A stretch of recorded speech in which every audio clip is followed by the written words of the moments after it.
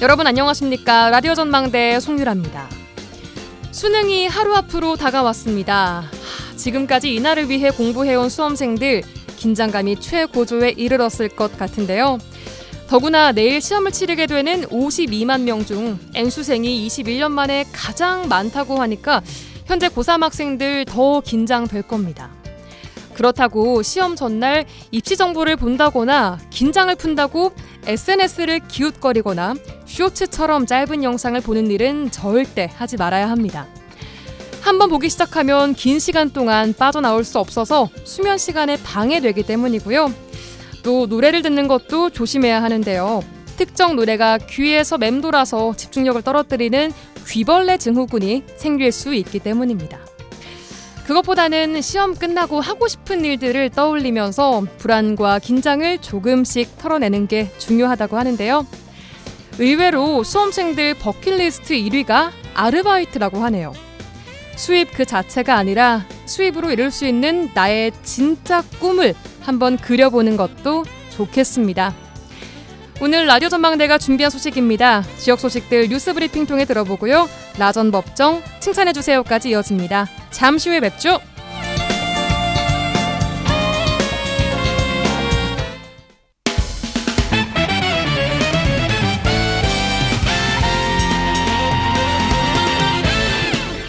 라디오 전망대 11월 13일 수요일 순서 출발합니다. 지역 뉴스부터 정리해보죠. 뉴스 브리핑 GBS 뉴스 차범준 편집국장 연결합니다. 안녕하세요. 네, 안녕하세요. 네, 오늘 첫 소식은 여수로 가보겠습니다.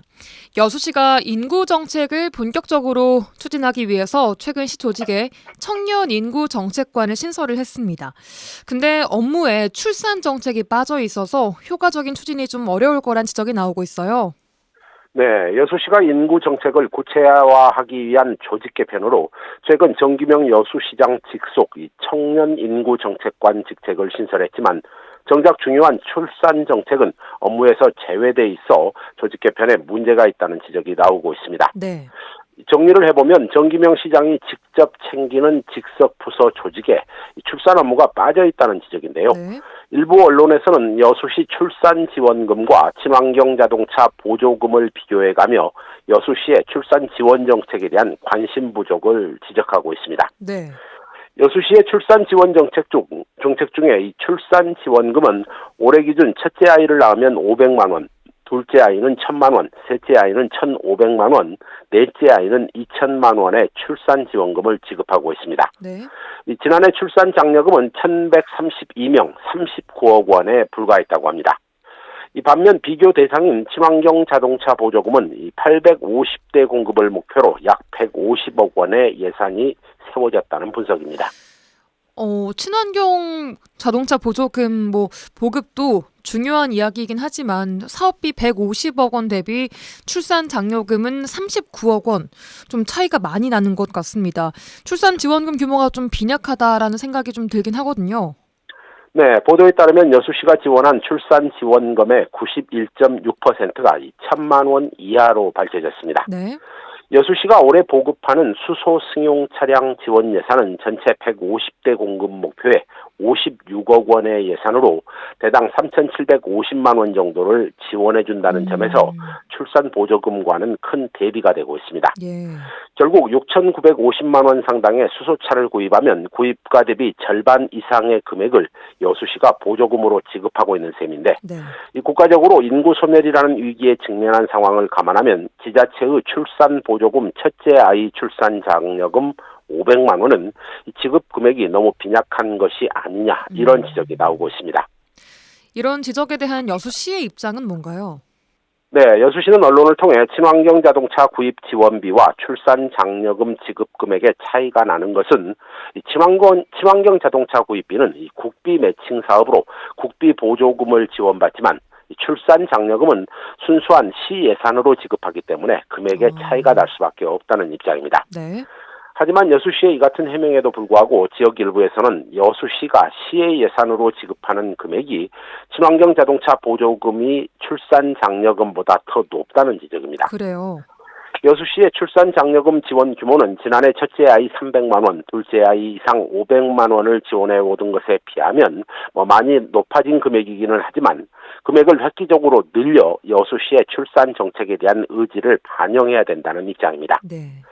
좀 전에 여수시가 새로 만든 청년정책 인구정책관에 출산 정책이 빠져 있다는 지적이 나오고 있다. 이런 말씀 전해드렸는데요. 네. 행정의 우선순위를 따진다면 지역의 인구 감소 현상을 타개하는 정책보다 더 중요한 정책이 없다는 점에서 여수시에 보다 각별한 관심이 필요해 보입니다. 네, 아이가 없는 도시는 소멸할 수밖에 없습니다. 출산율 저하는 먼 미래의 문제가 아니라 현재의 문제라는 생각으로 시도 정책에 대한 더 깊은 고심이 필요해 보입니다. 순천으로 가보겠습니다. 순천시 일부 지역에서 불법 폐기물 매립이 이어지고 있지만 행정당국의 과태료 처분에도 불구하고 반복적으로 위법이 이루어지고 있다. 이런 지적 나오고 있어요. 네, 순천시 인월동의 한 농지에서 폐기물 불법 매립이 진행되고 행정당국이 과태료 처분까지 내렸지만 현장에서 불법 매립이 반복되면서 지역 주민들로부터 비난이 나오고 있습니다. 예.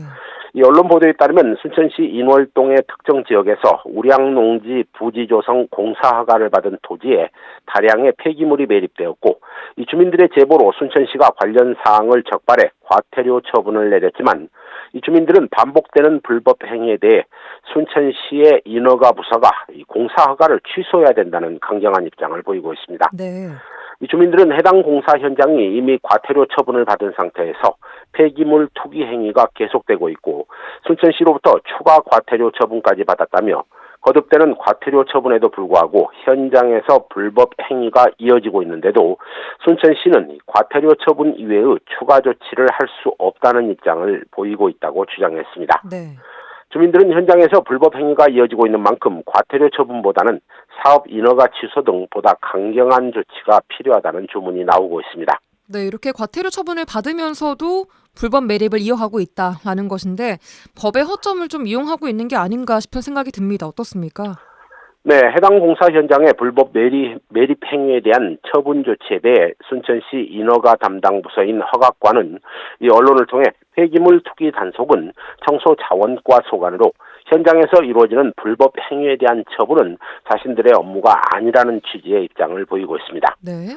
이 불법 매립으로 과태료가 부과된 사업 현장은 이 순천만에서 가까운 지역으로 주민들은 해당 토지는 허가를 받기 전에 이 건설 폐기물을 잘게 부순 콘크리트가 순환골재라는 명목으로 이 100여 차례나 매립된 곳으로 폐 콘크리트가 매립됐음에도 순천시 인허가 부서가 이 우량농지 조성 허가를 내준 것은 문제가 있다는 입장입니다. 그렇군요. 주민들은 현장에서 불법 매립이 반복되고 있는 만큼 허가를 내준 인허가 부서에서 이 불법 행위에 대한 1차 처분을 먼저 내린 후 청소자원과에 이 폐기물 투기에 대한 처벌을 요청하는 것이 바람직한 조치라며 순천시 인허가 부서에 개입을 요구하고 있습니다. 예. 주민들은 사업자가 폐기물을 매립하면서 안 걸리면 매립 비용을 아끼게 되고 또 적발이 되더라도 과태료만 내면 된다는 생각으로 매립이 반복되고 있다며 시청소 자원과의 과태료 부과 조치를 현장에서 무력화시키고 있다는 입장입니다. 네, 행정처분을 무시하고 불법이 반복되고 있는 것으로 보이는데 행정처분이 좀 더 효과를 발휘할 수 있도록 사업 현장에 대한 인허가 과정 등에 대한 전반적인 좀 점검이 필요해 보입니다. 자, 오늘 뉴스 브리핑 여기까지 듣겠습니다. GBS 뉴스의 차범준 편집국장이었습니다. 수고하셨습니다. 네, 고맙습니다.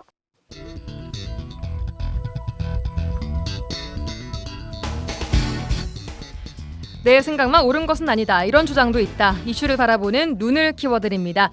라디오 전망대 라전법정 시간입니다. 오늘도 두 분과 함께합니다. 부부 변호사 송하진, 이결아 변호사 두 분과 함께합니다. 안녕하세요. 네, 안녕하세요. 안녕하세요. 반갑습니다. 네, 반갑습니다. 한 주간 잘 보내셨나요? 네, 늘 그렇듯이 잘 보내고 있습니다. 어떻게 보내셨어요? 좀 더 헛웃음이 풀어주세요. 예. 아니 여기 뭐 특별할 게 있습니까? 그냥 그 가족들하고 나들이나 좀 갔다가 또 좀 가정적인 이미지. 그 방송 처음 들으시는 네. 분은 직업이 없으신 분인지 알겠다. 일이 없으신 분. 네, 나들이 뭐 다니시고. 평일엔 일하고 주말에는 좀 가족들하고 함께하고 뭐 그런 것이겠죠. 예, 네. 예. 그런 거시기 남 얘기를 하시나 봐요. 네, 네. 요즘도 날씨가 좋아서 웬만하면은 좀 그래도 밖에 나가 보려고.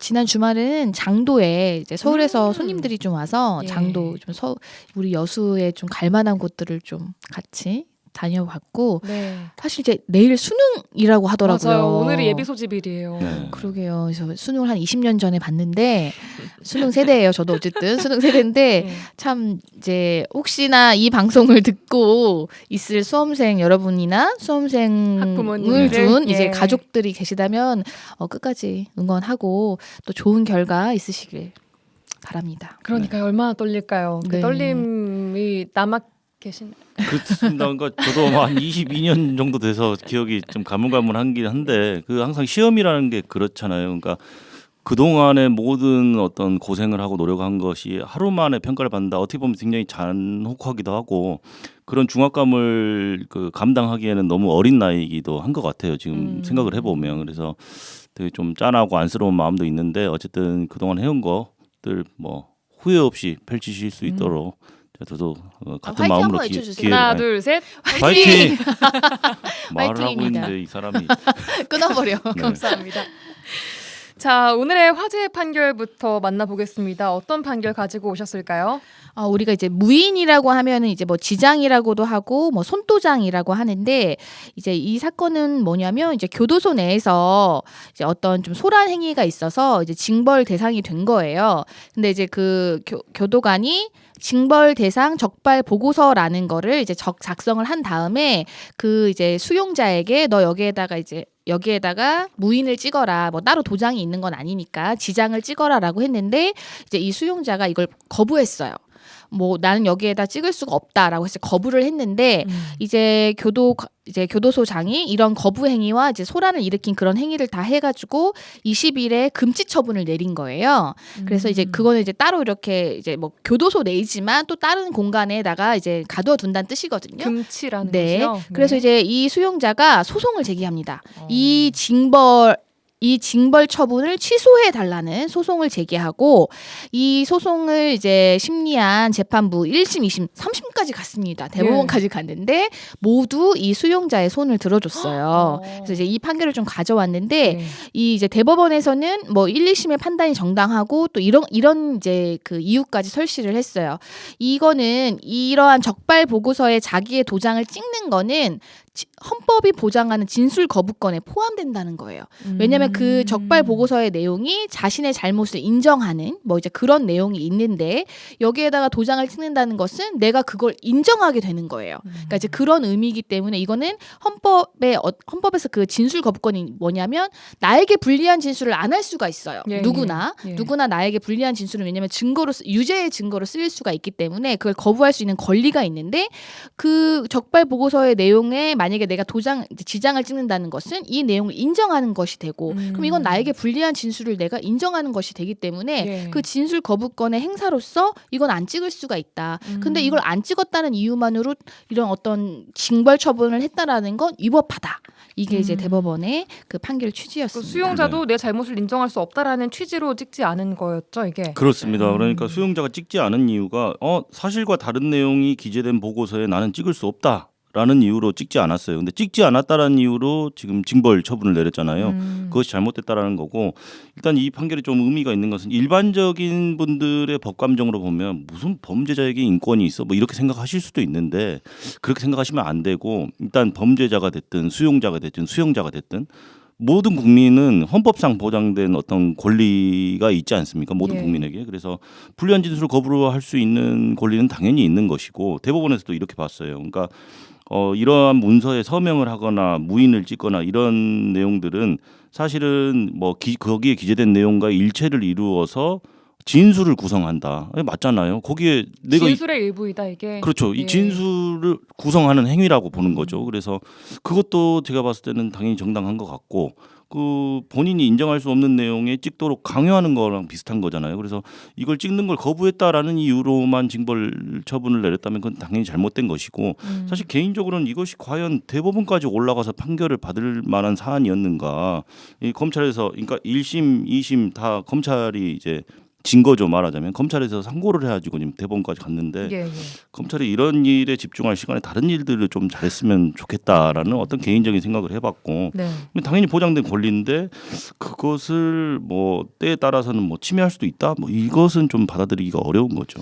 아마 이제 뭐 그냥 제 생각에는 이걸 이제 대법원까지 간 이유가 이게 다른 수용자에게 또 영향을 주죠. 왜냐하면은 뭐 그러면은 이제 이걸 보고를 해야 되는데 거기에 다 이 지장이 없어요. 그러면 이제 이 문서의 효력이 뭐가 이제 문제가 될 수도 있고 그러면 이제 다른 수용자들이 이거 안 찍어도 된다. 만약 이런 선례를 남기면 안 된다. 뭐 아마 그런 불리하다 뭐 이런 있지 식으로. 않았을까 예. 싶고 어쨌든 이 판결에서는 이 적발 보고서에 수용자의 지장을 요구할 뭐 법적인 근거가 없다 이런 판결 이유도 사실 들어가 있거든요. 그러니까 아마 뭐 이제 법 개정이나 이런 걸 통해서 뭐 이제 받아야 된다라는 것이 있지 않는 한 이런 것은 적법한 처분이라고 볼 수 없다라는 게 이제 법원의 입장인 네, 그리고 것이죠. 한 가지만 정정하자면 제가 뭐 검찰이라고 했는데 그건 잘못된 것 같고 이거 행정소송이었으니까 대구교도소를 상대로 이제 소송을 한 거였으니까 대구교도소에서 항소를 한 거네요. 예. 예. 예.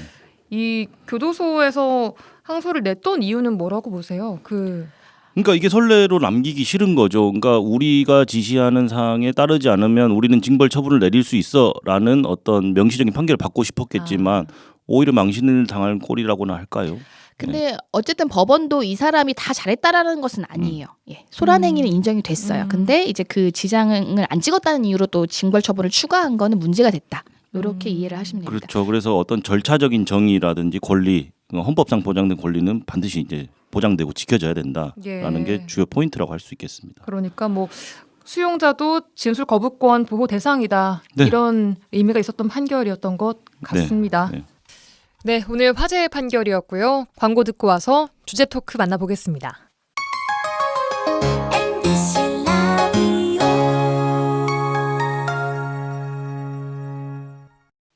네, 여수 MBC 라디오 전망대 수요일 코너 라전법정 함께하고 있습니다. 송하진, 이결아 변호사 두 분과 함께하고 있고요. 자, 오늘 주제 토크. 자, 더불어민주당 이재명 대표의 공직선거법 위반 1심 판결이 이틀 앞으로 다가왔습니다. 그래서 오늘은 두 분과 함께 공직선거법 위반에 대한 이야기를 좀 해볼까 하는데요. 이재명 대표의 사건을 중심으로 살펴보도록 하겠습니다. 자, 오늘 일단 우선 사안이 좀 길고 양측의 공방이 있는 사건이라서 시간이 그리 여유롭지 않을 것 같아서 콩트를 건너뛰고 바로 주제 토크를 해보도록 하겠습니다. 자, 먼저 말씀드렸다시피 내일 모레 예정돼 있습니다.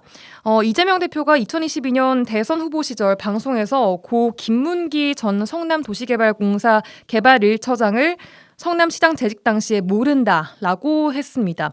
이게 이제 공직선거법상 허위사실 공표죄인가 아닌가에 대한 이야기인데 한번 전체 내용 한번 살펴주시죠.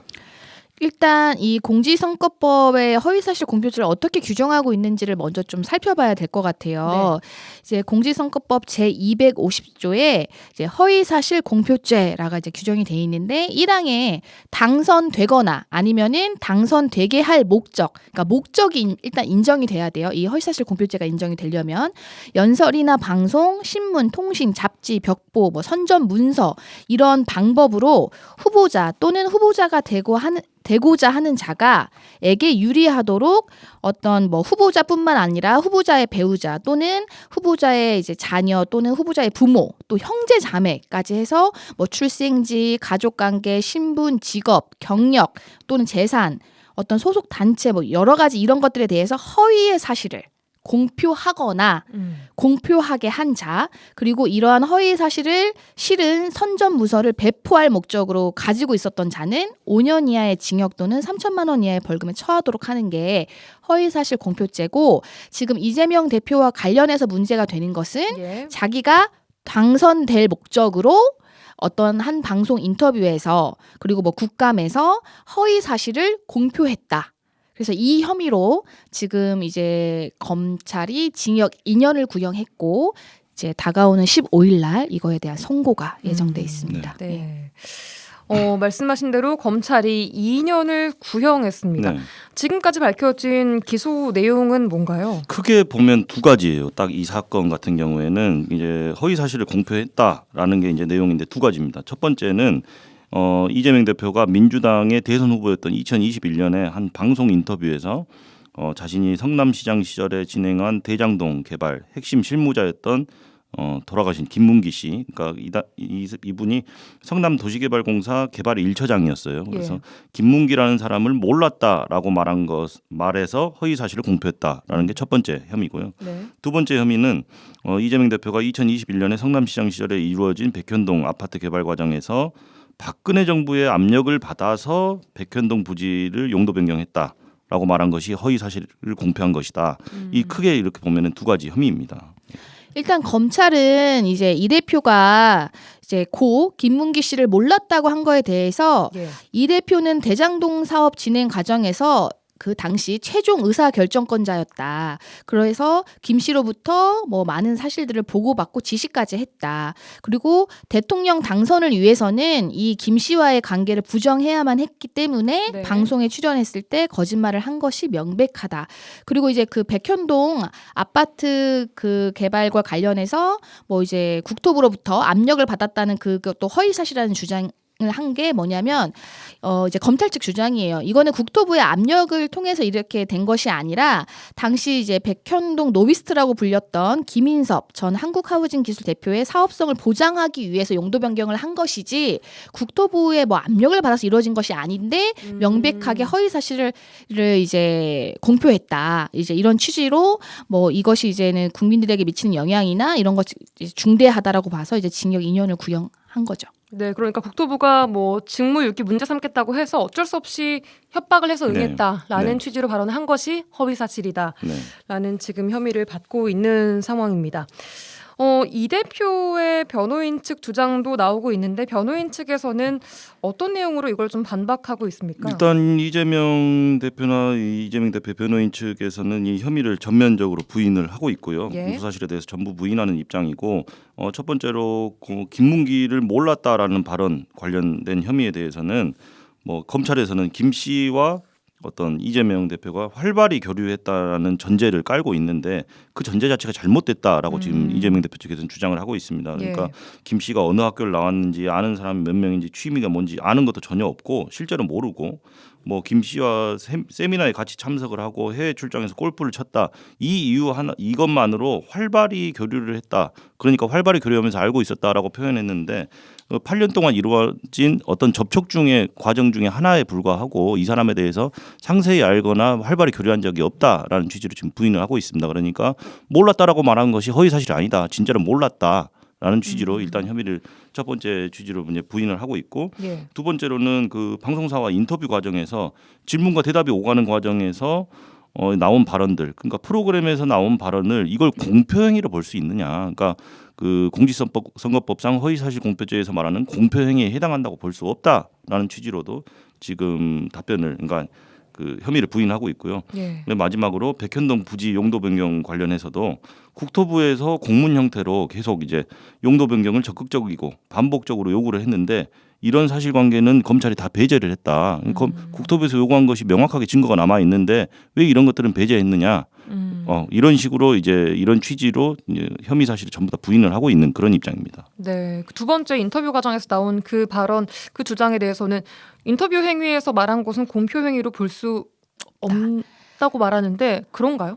일단은 이제 이 대표의 이제 변호인 측에서 얘기하는 부분은 토론회에서 한 발언에 대해서 공표 행위로 볼 수 있느냐에 대한 대법원 판례가 있기는 해요. 그러니까 토론회에서 한 발언 그럼 모두 다 공표 행위 이런 건 아니지만 그 특정 사건에서 토론회에서 한 어떤 그 뭐 발언에 대해서 공표로 볼 수 있느냐에 대해서 이제 부정적으로 보는 대법원 판례가 있습니다. 그래서 이 판례를 이제 언급하면서 이 예. 대표 측에서 하는 말은 지금 이 발언은 질문과 대답이 오가는 그 프로그램에서 나온 이 대표의 발언이었는데 이 판례를 토론회에서 그 적용할 수 없다라는 그 판례와 마찬가지로 문답식 프로그램 사회자가 물어보는 내용에 관해서 즉흥적으로 발언한 것을 과연 허위사실 공표죄에서 말하는 공표로 볼 수 있느냐, 뭐 이런 거에까지 이 법을 적용하면 너무 엄격하다는 거예요. 그래서 그러한 취지로도 이 법리적으로도 이거 공표 행위가 아니다. 그러니까 이게 허위사실도 아니지만 뭐 이러한 발언 자체를 이 법에서 지금 뭐 이제 규율하고 있는 공표로도 볼 수 없다라는 이제 법리적으로도 다투고 있는 거죠. 네.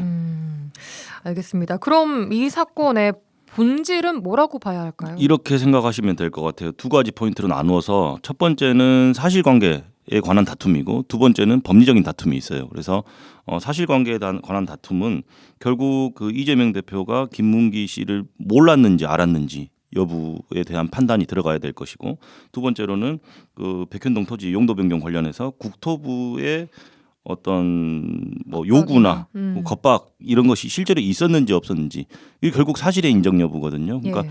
결국에는 증거에 따라서 판단을 하게 되겠죠. 그래서 이것이 사실인지 아닌지 허위 사실인지 사실인지 여부에 대한 판단이 반드시 들어가야 될 것이고 예. 두 번째 측면으로 보면은 법리적인 측면입니다. 예. 그러니까 이렇게 토론회에서 한 발언이나 어떤 방송 인터뷰에서 한 발언, 뭐 국감에서 한 발언 이런 발언들이 공표 행위라고 볼 수 있는지. 그러니까 여기서 공표 행위라고 말하는 것은 공직선거법에서 금지하고 있는 공표 행위에 해당하는지 여부. 그러니까 법리적인 판단까지. 그래서 사실관계에 대한 판단도 들어가야 되고 법리적인 판단도 들어가야 되는 그런 사건이라고 볼 수 있겠습니다. 예.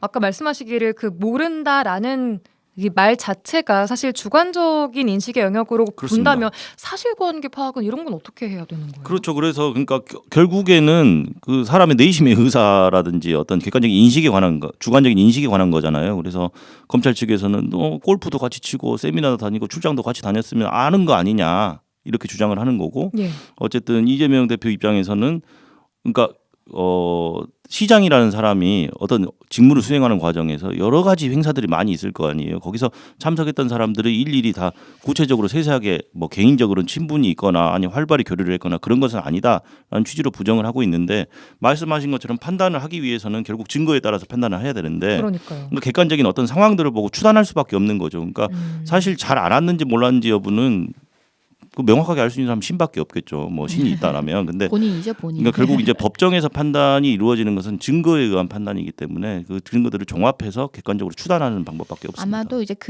그러한 질문의 취지 그리고 그 질문에 대한 이 대표의 발언이 나오게 된 어떤 경위 그다음에 어떤 그 발언의 뭐 의미 이런 것들을 종합적으로 고려했을 때 이 대표가 지금 검찰이 지적하는 것처럼 지금 내가 당선이 지금 문제가 되는 상황인데 이 사람과의 관계가 이제 큰 이슈가 되고 있는 상황에서 뭔가를 이제 검찰이 얘기하는 것처럼 대통령이 되려면 이걸 부인해야 된다. 어떤 그런 명백한 목적을 가지고 몰랐다. 나 시장 모른다. 시절에 그 사람 몰랐다라고 말한 거는 명백하게 허위 사실을 공표함으로써 자기가 당선되게 하려고 했다라는 거예요. 여기까지 연결이 돼야 되는 거죠. 알겠습니다. 자, 그럼 다른 사례 하나 보겠습니다. 허위사실 공표죄 관련해서 지난 2021년 민주당 당대표 선거 때 이른바 돈봉투 수수 사건에 연루된 민주당 허종식 의원은 정당법 위반과 더불어서 허위사실 공표 혐의로 재판에 넘겨지기도 했습니다. 이건 어떤 내용입니까? 일단 이 더불어민주당 허종식 의원이 지난 총선 그때 이제 당시에 허위사실 공표한 혐의로 지금 재판이 시작되고 있는 단계인데요. 이건 어떤 사건이냐면 이제 블로그에다가 이제 뭐라고 얘기했냐면 저는 돈봉투를 본 적이 없고 돈봉투를 저한테 줬다는 사람도 없다. 그런데 검찰은 아무런 증거를 제시하지 못했다라고 블로그에 글을 올린 거예요. 그래서 이제 이거에 대해서 당시 이제 상대 후보였던 국민의힘 소속 심재돈 그 당시 이제 그 의원이 마치 돈봉투 의혹 사건의 당사자가 아니고 검찰도 아무런 증거 없이 기소한 것처럼 오인하게 했다. 당선될 목적으로 허위 사실을 공표한 것이라라고 이제 검찰에 고발을 했고 이 사건을 수사한 이제 검찰은 이 허 의원을 이제 기소했고 이제 그래서 이것과 별개로 그 돈봉투 수수 사건은 정당법 위반 혐의가 유죄로 인정이 됐어요. 그래서 징역 3개월의 집행유예 1년과 추징금 300만 원이 지금 선고된 상태예요. 근데 이거와 별개로 이제 허위사실 공표죄로도 이제 재판이 시작되는 거죠. 이제 당사자인 허 의원은 뭐 정당법 위반 사건이 확정된 것도 아닌데 뭐 허위사실 공표죄로 이렇게 자기를 기소까지 한 거에 대해서는 좀 뭐 무리한 기소였다라고 이제 하고 아마 적극적으로 또 다툴 것으로 보입니다. 이 사건에 네, 1심에서 항소를 지금 항소를 한 것으로 알려지고 있는데 송 변호사님 어떻게 보세요? 이 사건은? 이 사건 결국에는 아직 결론이 확정되지 않은 사건이기 때문에 좀 말씀드리기가 좀 애매한 측면이 있어요. 그리고 양측의 검찰이랑 지금 이 허의원 측이라든지 양측의 입장이 좀 첨예하게 대립하고 있기 때문에 사실 좀 전반적인 어떤 기록이라든지 증거들을 다 살펴보지 않은 상황에서 이게 언급하기가 좀 약간 조심스러운 조심스러운 부분이? 측면이 네. 있습니다. 예. 자, 그렇다면 법원이 허위 사실 공표죄를 판단할 때 중요한 기준으로 삼는 것은 뭐 아까 사실관계 이야기를 네. 했지만 어떤 거라고 정리를 해볼 수 있을까요? 일단 뭐 표현들이 조금 그냥 허위의 사실이라고 하면 도대체 뭐가 허위의 사실이야 이런 궁금증이 들 수 있잖아요. 예. 그리고 뭐 허위 사실 관련된 범죄들은 많이 있어요. 허위 사실 유포에 의한 명예훼손죄도 있고 뭐 공직선거법상 뭐 허위 사실 공표죄도 있고. 근데 여기에서 말하는 허위의 사실에 대해서는 이제 예. 대법원이 이제 뭐라고 판결을 주로 해왔냐면 진실에 부합하지 않은 사항이어야 돼요. 첫 번째로는. 그리고 두 번째로는 선거인으로 하여금 후보자에 대한 정확한 판단을 그르치게 할 수 있을 정도로 구체적인 것이어야 돼요. 그래서 그런 요건들이 있고 어떤 표현이 허위 사실을 표명한 것인지 여부는 일반 선거인이 그 표현을 접하는 통상의 방법을 전제로 해서 그 표현의 전체적인 취지라든지 객관적인 내용, 사용된 어휘의 통상적인 의미, 문구의 연결 방법, 그러니까 정말 구체적으로 종합적으로 다 따져봐야 된다 이 말이에요. 그래서 종합적으로 고려해서 그 표현이 선거인에게 주는 전체적인 인상을 기준으로 판단한다. 이렇게 풀어서 설명을 해도 사실 말이 되게 어렵죠. 그러니까 이거죠. 이 대표가 어떠한 인터뷰에서 성남시장 시절에는 김문기 씨를 몰랐다라고 말한 이거를 이제 많은 이제 그 국민들이 봤잖아요. 근데 그걸 받았을 때 저게 진짜 몰랐다 이런 의미로 받아들였는지 아니면은 아까 이제 송 변호사가 말한 것처럼 시장이면 얼마나 많은 그 사람들을 만날 거 아니에요. 그러니까 그런 정도에서 뭐 그렇게 뭐 이렇게 잘 이렇게 알고 지낸 사이는 아니다 이런 정도의 인상을 주는 발언이었는지 아니면은 아예 뭐 나는 그 대장동 개발 사업과 관련해서 어떤 그런 불미스러운 일에 대해서는 전혀 몰랐다라는 그런 의미로 말한 것인지 그런 걸 판단하겠다는 거거든요. 예. 이렇게 혹시나 혐의가 인정될 경우에는 뭐 당선 무효형이 되는 건가요? 맞아요. 이 공직선거법에 그래서 이게 뭐 벌금이 얼마 나오냐 뭐 유죄도 문제지만 그러면 만약에 벌금 징역형이면 말도 할 거 없고 벌금이 얼마냐에 따라서 이게 당선 무효 이런 것까지 연결이 되기 때문에 민감한 건데 예. 공직선거법 제264조에 보면 당선인인 경우에요. 예. 당선인의 선거범죄로 인한 당선 무효. 그러니까 당선인이 선거에 있어서 공직선거법에 규정된 죄 또는 정치자금법에 규정된 죄를 범함으로 인해서 징역 또는 100만 원 이상, 그러니까 100만 원부터죠. 네. 100만 원 이상의 벌금형의 선고를 받은 때에는 당선 자체가 무효가 돼버려요.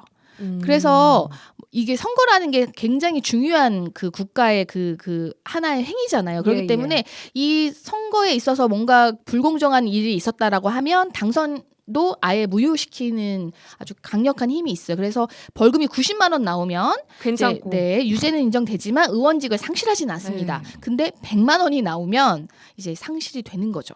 그리고 더불어서 뭐 피선거권도 네, 박탈되는 맞아요. 규정도 있나요? 그것이 어찌 보면 가장 좀 가장 크죠. 문제가 지금 되죠. 이 사건에서 가장 크게 쟁점이 되는 부분이에요. 네. 앞으로 몇 년간 이런 게 5년이 있을 박탈됩니다. 아. 이게 이제 확정이 돼버리면 피선거권이 5년간 박탈이 되기 때문에 뭐 만약에 이제 15일에 있을 선고가 이제 누구 하나는 만족하지 못할 결과가 나올 거 아니에요. 결국에는 그러면 그렇죠. 이제 항소를 하고 또 대법원을 갑니다.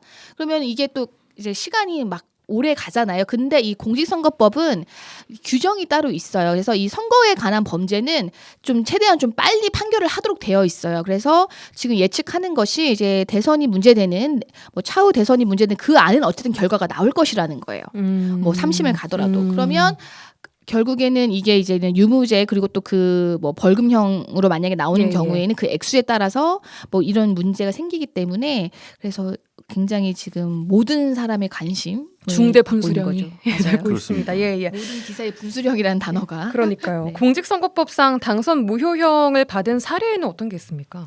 실제로 2008년 4월에 그 총선 당시에 내가 이제 그러니까 건설교통부로부터 울산 고속도로 통행료 폐지 약속을 받았다라고 이렇게 허위 사실을 유포한 혐의로 기소된 당신 한나라당이었는데요. 윤두한 의원이 허위 사실 공표죄로 이제 대법원까지 갔는데 예. 벌금 150만 원이 확정됐어요. 100만 그래서 원 넘었네요. 네, 예. 맞아요. 그래서 이게 당선 무효가 확정이 어. 됐고 뭐 그 이전에도 뭐 무소속이었던 이상직 의원 같은 경우에도 그 공직선거법 위반 혐의로 넘겨졌는데 그 당시에 유권자에게 물품을 제공하고 허위 사실을 유포한 혐의였어요. 그래서 어쨌든 벌금 100만 원 이상 형이 확정돼서 당선이 이제 무효화됐던 전력이 있죠. 그러니까 허위사실 유포는 아니었. 허위사실 유포 혐의도 들어 네, 있었어요. 예. 그러니까 공직선거법 위반으로 100만 원 이상의 형을 받으면 당선 무효지 않습니까? 어쨌든 그러니까 예. 허위사실 유포가 됐든 다른 죄가 됐든 어쨌든 공직선거법에 규정된 죄를 범해서 100만 원 이상의 형을 받으면 당선이 무효가 된다라는 거죠. 예. 알겠습니다.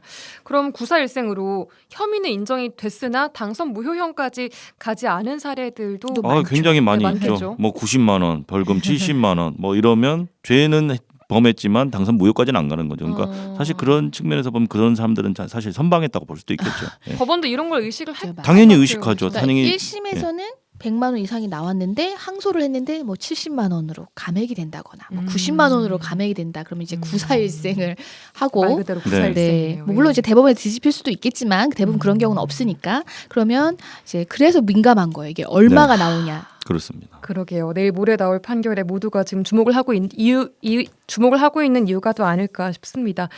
자, 그렇다면 조금 조심스럽긴 하지만 이번 이재명 대표의 공직선거법상 허위사실 공표에 대한 1심 판결 어떻게 나올 거라고 예측하시나요? 사실 아까 언급했던 거랑 비슷해요. 사실 재판이라는 것이 저희도 실무상 해보면 예. 그 재판과 관련된 기록들이 아주 어마어마하게 두껍거든요. 그래서 그런 기록들을 다 일일이 면밀히 살펴보지 않은 상황에서 섣불리 예측을 한다. 굉장히 좀 섣부른 행동일 수 있어요. 이제 다만 개인적으로 좀 궁금한 것은 결국 사실관계에 대한 판단도 지금 들어있단 말이에요. 이 사건 같은 경우에는. 그래서 어떤 사실이 인정하냐 인정하지 않을 것이냐 굉장히 궁금하고 사실 어떤 쪽으로든 손을 들어줘야 되는 입장이잖아요. 재판부가.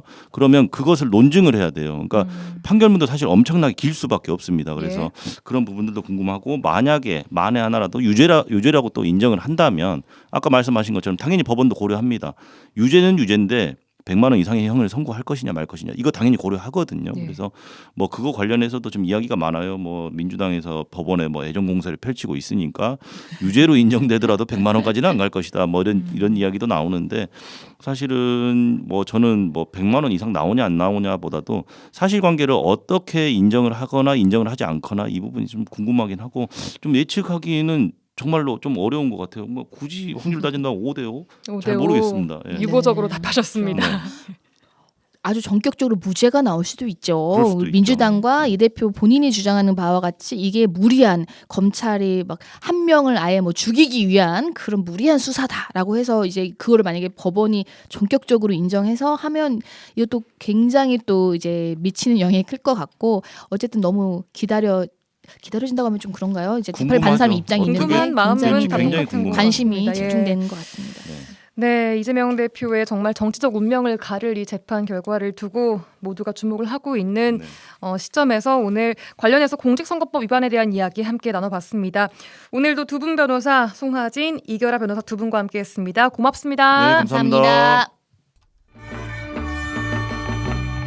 잘했군 잘했어 잘했군 잘했군 잘했어 그러게 내 영감이라지 잘했군 잘했어 잘했군 잘했군 잘했어 지역의 온기를 불어넣습니다. 라디오 전망대 칭찬 릴레이 칭찬해주세요 시간입니다. 이미지 리포터와 함께합니다. 어서 오세요. 네, 안녕하십니까? 네, 우리 주위에는 이웃을 돕는 다양한 봉사활동이 있습니다. 모든 봉사가 다 의미가 있겠지만 오늘 소개할 봉사단은 특히 섬에 살고 있는 고령의 어르신들에게 꼭 필요한 봉사라고 하는데요. 어떤 일을 하는 봉사단인가요? 네, 오늘 만나볼 봉사단은요. 여수시청 나눔누리 사랑봉사당 소속 이 신봉사 칼갈이 봉사단입니다. 이 봉사단은요, 주로 화정면에 속해 있는 섬마을 주민들을 대상으로 날이 무뎌져 사용할 수 없는 칼, 낫, 호미 등을 직접 갈아주는 봉사를 하는데요. 이 칼갈이 봉사 어떤 의미가 있을까 의아할 수 있지만 그러게요. 이 섬 어르신들에게 생활에 필요한 도움 중 하나가 바로 이 칼갈이라고 합니다. 칼을 가는 거요? 네, 이 수십 년 동안 주방에서, 밭에서, 바닷가에서 자신들의 희노애락을 함께한 칼이 보물 중에 보물이라고 하는데요. 그래요. 봉사단은 그런 어르신들의 삶의 일부이자 보물을 갖고 가고 있습니다. 여수 신봉사 칼갈이 봉사단 정수혜 단장 만나보시죠.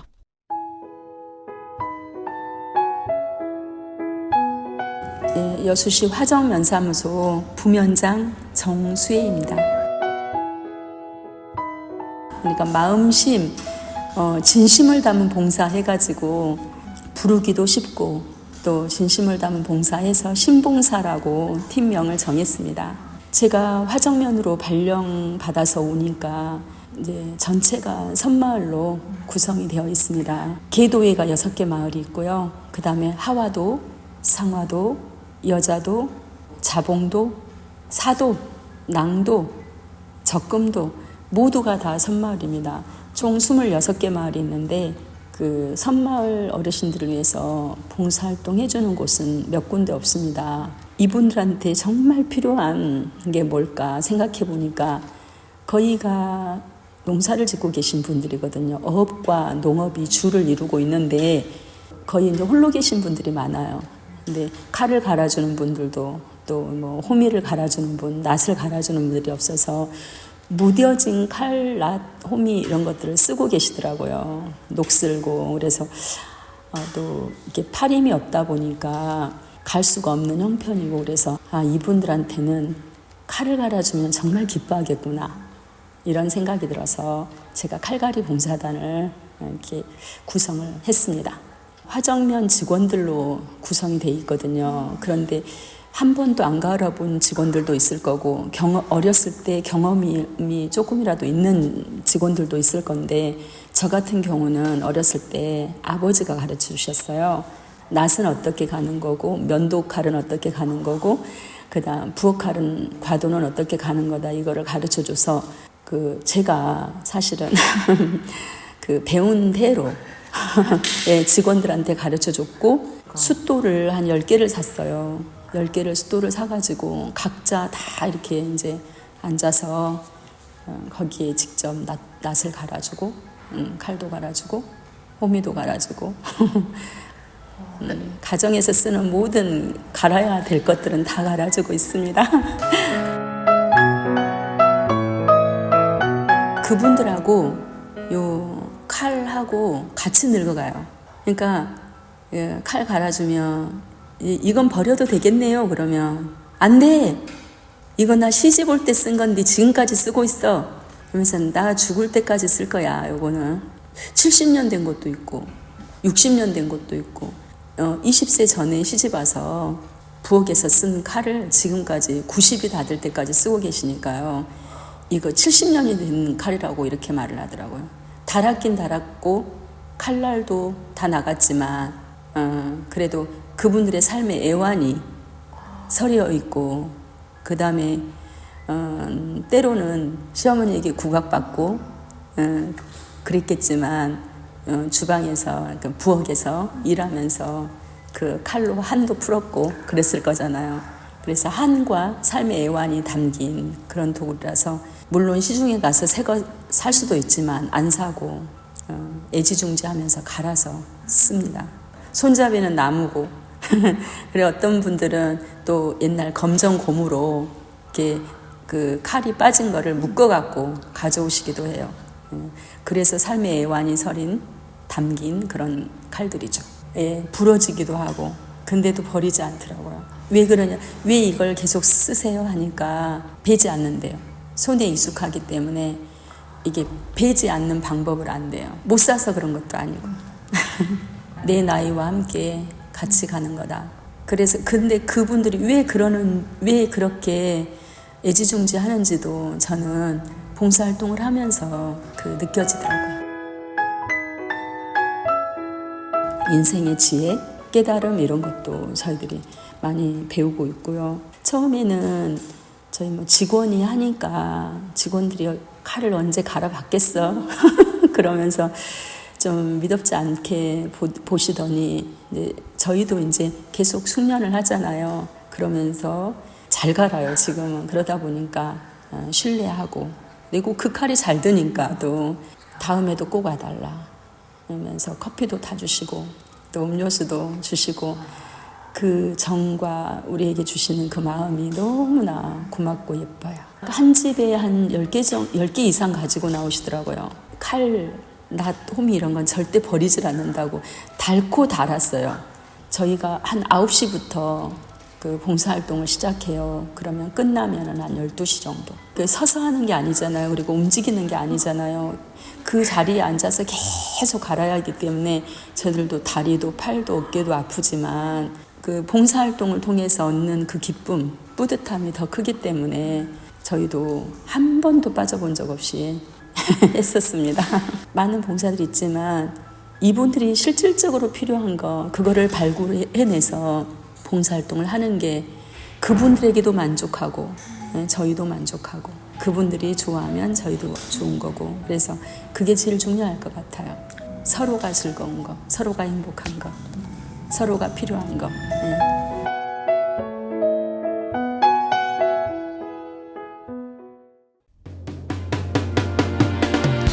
라디오 전망대 11월 13일 수요일에 준비한 순서는 여기까지입니다.